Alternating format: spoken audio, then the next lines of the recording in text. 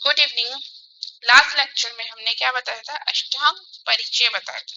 ठीक है, अब हमारे पास यहाँ पे देखो कि हमने पहले 8 अंग बताया आयुर्वेद के।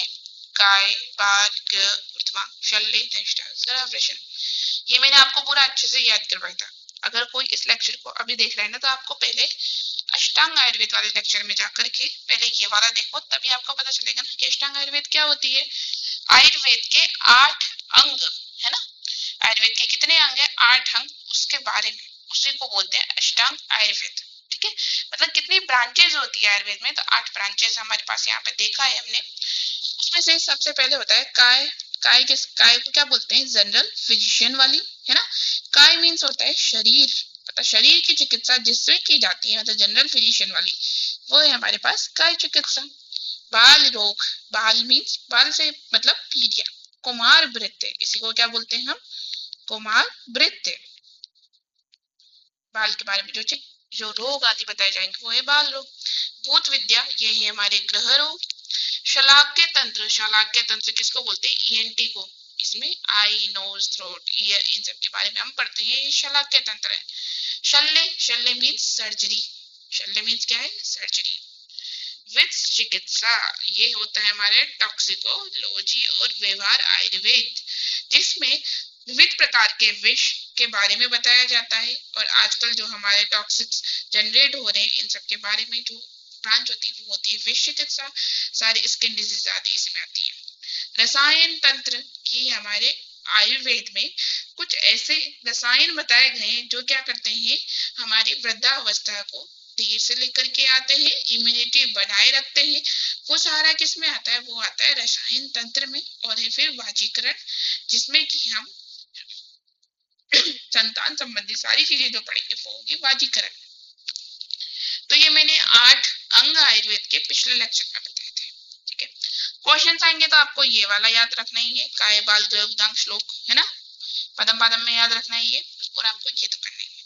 फिर अगर मान लो लॉन्ग क्वेश्चन आएंगे और आपके कॉम्पिटिटिव एग्जाम में, कॉम्पिटिटिव एग्जाम यहाँ तक नहीं सीमित रहता है। कॉम्पिटिटिव एग्जाम में कुछ चीजें एक्स्ट्रा में भी आती है कि कुछ अलग अलग आचार्यों ने क्या कहाँ पर बोला है, तो इसकी भी हमें तैयारी करनी पड़ेगी। और मान लो ये लॉन्ग क्वेश्चन आ गया, तो अगर हम ये लिख के आएंगे तब भी हमें 100% मार्क्स मिलेंगे। अब क्या है वो सारी चीजें, वो अपन देखते हैं। सबसे पहले हमारे पास यहाँ पर क्या है कि अष्टांग नृत्य, काय, बाल, ग्रह, ऊर्ध्वांग, शल्य, दंष्टा, जरा, वृषण। ये तो मैंने आपको याद करवाया ना। कैसे याद करोगे? काय, बाल, ग्रह, ऊर्ध्वांग 4 ये, फिर शल्य, दंष्टा, जरा, वृषण। भाई इसकी तो नंबरिंग में कोई कंफ्यूजन नहीं होना चाहिए, ये तो आपको भाई पूरा श्लोक याद होना चाहिए। ठीक है, तो इसके अकॉर्डिंग दंष्टा हमारे पास यहाँ पे किस पर है? दंष्टा हमारे पास यहाँ पे 6वें पर है। ठीक है, और बाल कितने पर है? 2nd पर। बाल कितने पर है? 2nd पर है।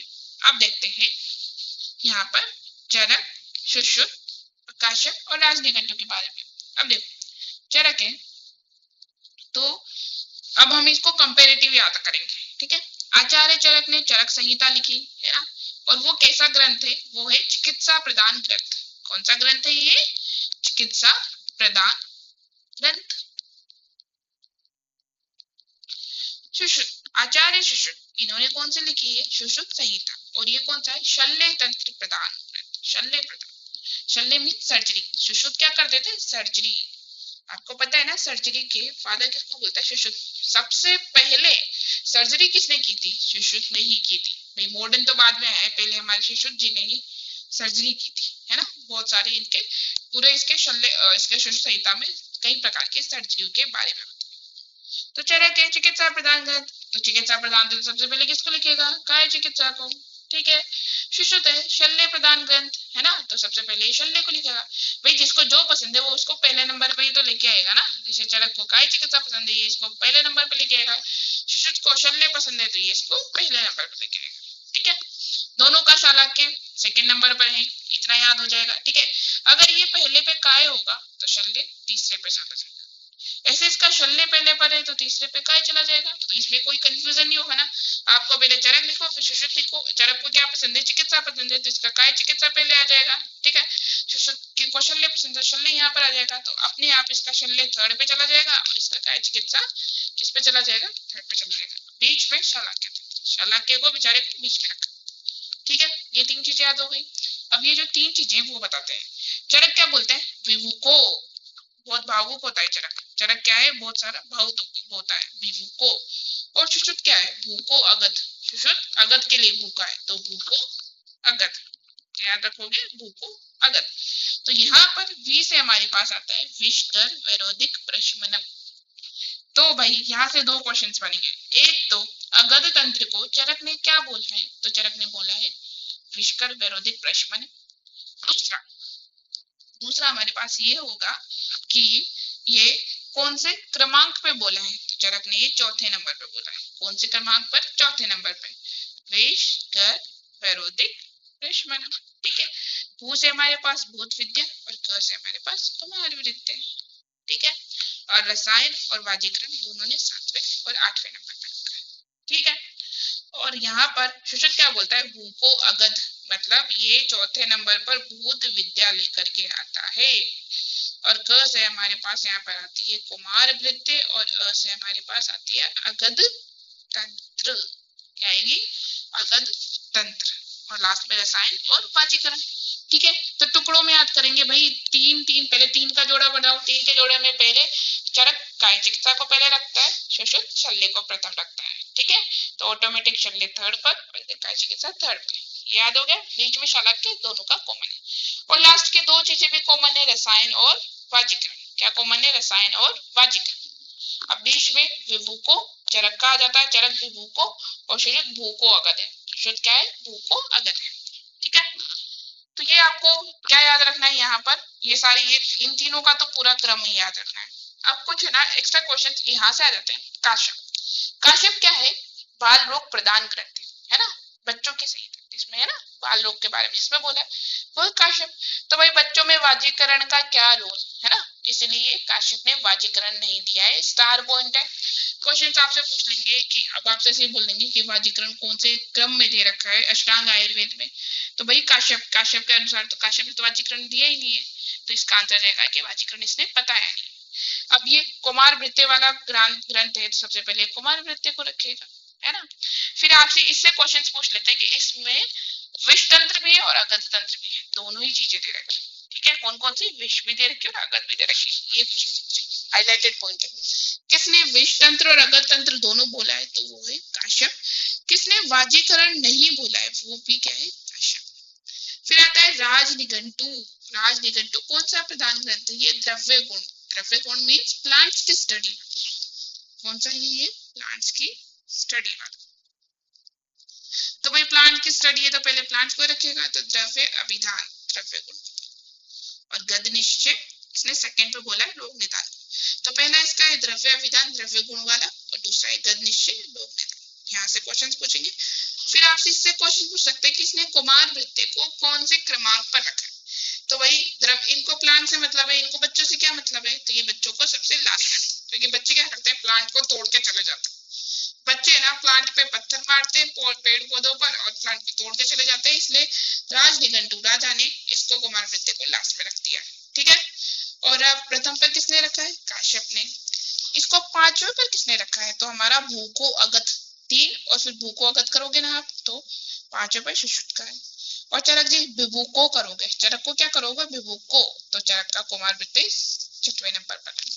और अष्टांग हृदय ने इसको कितने पे बोला है? 12 पे। तो आपको ऐसे पूछ लेंगे कि कुमार वृत्ति को कौन से आचार्य ने कौन से नंबर पे रखा है ना। एमसीक्यू पे शुश्रुत के अकॉर्डिंग किसका है, चरक के अकॉर्डिंग किसका है ना, भागवत के अकॉर्डिंग कहाँ पर है, ऐसे ही। फिर आप ये सेकंड क्वेश्चन ये पूछेंगे कि दृष्टा किसने बोला है? अष्टांग हृदय ने। कौन से नंबर पे? 6वें नंबर पर। विष कर विरोधिक प्रशमनम किसने बोला है? चरक ने बोला है। कौन से नंबर पे? 4थे नंबर पर। फिर उसके बाद अगध तंत्र किसने बोला है? शुश्रुत ने, 6वें नंबर पर। और काश्यप ने तो दोनों ही बोल दिए। ठीक है, तो ये सारी चीजें चरक, शुश्रुत और वाग्वट इन तीनों का था पूरा क्रम, और इसमें जो हाईलाइटेड पॉइंट है आपको याद रखने हैं। आपको मुझे लगता है कोई अष्टांग हृदय का तो हम पूरा श्लोक याद करेंगे, फिर उसमें से दूसरे पे बाद और छठे पे दृष्टा। और इसका मैंने चरक शुश्रुत का क्या बोला? पहले 1 2 3 लिखोगे। 1 2 3 में तुम क्या करोगे कि काय चिकित्सक शालक्य को कॉमन रखोगे और विषकर शल्य को थर्ड पे, शुश्रुत का शल्य शालक्य काय चिकित्सक 3 कर दोगे। 3 के बाद चरक में आएगा विभू को और शुश्रुत में आएगा भूको अगध। 1 2 3 विभूको, 1 2 3 भूको अगत, ठीक है। फिर असाइन और बाजीकरण, काश्यप में बाजीकरण नहीं है, कुमार वित्त को पहले रखा है, विष्टंत्र अगत तंत्र दोनों बताए। राज निघंटु द्रव्य गुण वाला है, तो द्रव्य गुण वाला द्रव्य गुण को तो रखेंगे नहीं, तो द्रव्य अभिधान, नाम याद रखना कि द्रव्य विधान को सबसे प्रथम किसने रखा है, तो राजा ने रखा है, राज निघंटु। और गद्यशक और राजा को रोग भी हो जाता है, इसलिए रोग निदान को सेकंड पे रखा। पर राजा के पौधों पर बच्चे पत्थर मारते हैं, इसलिए कुमार वित्त को इसलिए ठीक है। तो आपको ये चीजें सारी याद रखनी है। देखो कॉम्प्लिकेटेड कुछ भी नहीं है, अगर हम इसको लगातार पढ़ते रहेंगे ना तो हमारे दिमाग में एक इमेज बन जाती है। एग्जाम कैसे क्लियर होते हैं कि हम कंसिस्टेंसी बनाए रखते हैं। आपने आज पढ़ा, फिर 4 दिन बाद पढ़ोगे, फिर 10 दिन बाद पढ़ोगे, ऐसे एग्जाम क्लियर नहीं होते। आज पढ़ोगे, फिर 4 दिन के बाद पूरा भूल जाओगे, फिर वापस उतनी ही मेहनत करनी पड़ेगी जितनी आपको फर्स्ट डे करनी होती है। अब आज आप फर्स्ट डे पूरी मेहनत कर लो, फिर इसको अगर आपने कुछ जोड़ नहीं देना, बस जस्ट रीडिंग, है ना। जिस तरीके से मैंने ट्रिक बताई है उसके अनुसार अगर आप इसको जस्ट रीडिंग करोगे, एक दिन में 3 बार आपने जस्ट ऐसे ही देख लिया, फोन खोला, आपने चार्ट देखा और चार्ट में से ट्रिक याद की, हाँ ठीक है बस हो गया। फिर दूसरी बार, फिर तीसरी बार, ऐसे करके आपने लगातार 3-4 दिन इसको रिवाइज करते रहे तो आपको अपने आप याद हो जाएगा। अपने आप ही सारी इसकी क्या बन जाएगी, आपके इमेज बन जाएगी, एक इमेज फॉर्मेशन हो जाएगा। फिर जैसे ही क्वेश्चन आएगा ना, आपको दिमाग ही नहीं लगाना पड़ेगा, अपने आप ही क्वेश्चन के आंसर क्लिक हो जाएंगे। तो एग्जाम्स ऐसे ही पास करने होते हैं, हमें हमारी कंसिस्टेंसी बनाए रखनी है। सबसे ज्यादा मैटर करती है कंसिस्टेंसी। इसमें पता है इंटेलिजेंसी भी ना मात खा जाती है। कभी कभी क्या होते हैं कि बहुत सारे जो लोग होते हैं बेचारे, उनको कब समझ में आता है, पर अगर वो लगातार लगे रहते ना तो वो भी हाईएस्ट पोजीशन पर पहुंच जाते हैं, है ना। और जो बहुत अच्छे, जिनकी इंटेलेक्चुअल पावर अच्छी होती है, जिनकी बुद्धि बहुत अच्छी होती है, पर वो क्या सोचते हैं कि अरे यार याद हो गया, अब 4 दिन बाद देखूंगा, फिर 4 दिन बाद वो सारा साफ हो जाता है, फिर वही मेहनत करनी पड़ती है। इसलिए आपको कैसे करना है, स्मार्ट वर्क करना है। कैसा करना है, स्मार्ट वर्क, कि आपको इसको लगातार इसको रिवाइज करना है। तो ये आपको इतनी बड़ी चीज नहीं लगेगी, मैंने आज आपको ट्रिक से बता दी ना सारी चीजें। अब इनको तुम रिवाइज करोगे, सारी चीजें याद हो जाएगी। अगर आपको यही समझ में नहीं आता कि चरक का क्या है, सुश्रुत की कौन सी संहिताएं क्या है, तो आप कमेंट बॉक्स में बताना, मैं आपको ओवरव्यू बस सिंपल जस्ट बता दूंगी कि चरक संहिता, सुश्रुत संहिता, इस संहिताओं के बारे में थोड़ा ओवरव्यू दे दूंगी, ठीक है। और बाकी अगर इससे रिलेटेड कोई भी आपको कंफ्यूजन हो तो आप टेलीग्राम पे, नर्सिंग आयुर्वेदा टेलीग्राम चैनल है, इस पे या फिर यहाँ पे कमेंट बॉक्स में जरूर बताना। Thank you.